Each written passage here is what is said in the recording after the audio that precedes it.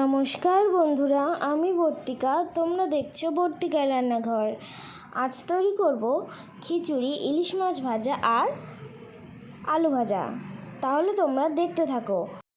উপকরণে রয়েছে 1 কাপ চাল, হাফ কাপ মুসুরির ডাল, হলুদ, লবণ, রাঁধুনি, তেজপাতা, শুকনো লঙ্কা, কাঁচা লঙ্কা, সর্ষের তেল, পেঁয়াজ কুচি একটা বড় সাইজের আর রসুন। কড়াইতে 3 গ্লাস জল দিয়ে দিলাম। বেশ খানিকটা লবণ আর কাঁচা লঙ্কা, রসুন দিয়ে দিলাম। ধুয়ে রাখা চাল ডাল দিয়ে দিলাম। এবার ঢাকা দিয়ে রাখবো 15 মিনিটের জন্য। 15 মিনিট পরে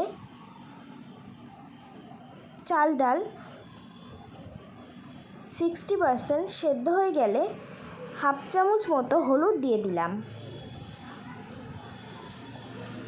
আবারও 15 মিনিটের জন্য ঢাকা দিয়ে রেখেছিলাম। এবার দেখো বন্ধুরা, অনেকটাই চাল ডাল সেদ্ধ হয়ে গিয়েছে। এবার নামিয়ে নিলাম।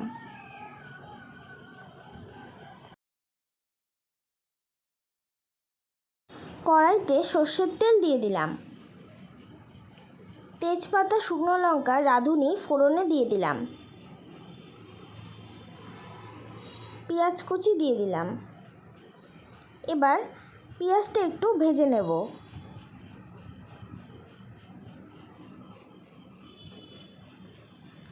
দেখো বন্ধুরা, পেঁয়াজ কুচি ভালো করে ভাজা হয়ে গিয়েছে। এবার খিচুড়িটা দিয়ে দিলাম।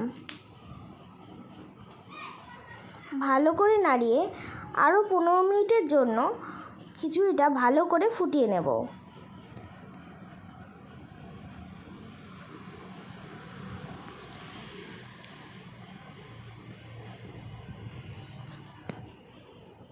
বন্ধুরা, আমার খিচুড়িটা একদম তৈরি হয়ে গিয়েছে। এবার নামিয়ে নিচ্ছি। মাছ ভাজার জন্য ইলিশ মাছের ওপর লবণ, হলুদ, সর্ষের তেল দিয়ে ভালো করে ম্যারিনেট করে নিলাম। কড়াইতে সর্ষের তেল দিয়ে দিলাম। এবার ইলিশ মাছগুলো ভেজে নেব। ওই তেলে আলুগুলো ভেজে নেব। লম্বা লম্বা করে আমি আলু কেটে নিয়েছিলাম।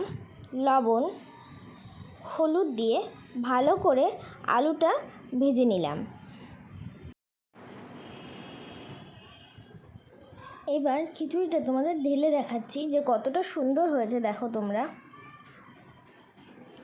লেবু, আলু ভাজা আর মাছ ভাজার সাথে পরিবেশন করো, তোমাদেরও ভীষণ ভালো লাগবে।